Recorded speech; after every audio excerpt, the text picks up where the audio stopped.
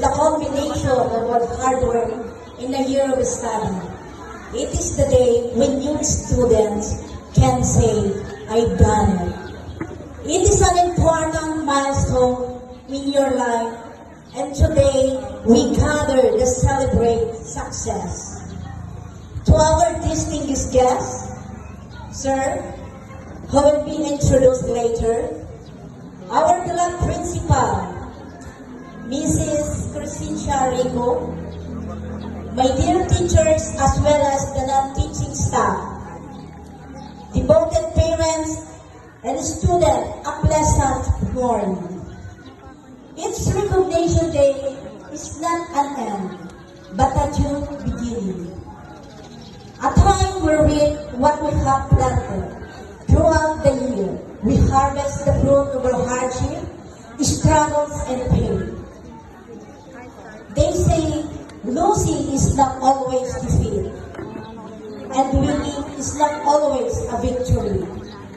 Today, not everybody may have gotten to the top, but those who did are the ones called cream of the top.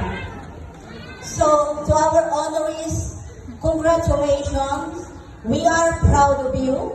May your shining examples continue to inspire and transpire the youth of today. And the continuous path for academic excellence. To those who weren't able to make it, do not despair, keep trying and study harder. For you will have your time. There is always reasons the way things turns out to be. And sometimes they're beyond our control. What's important is you did your best. So I congratulate everyone for trying.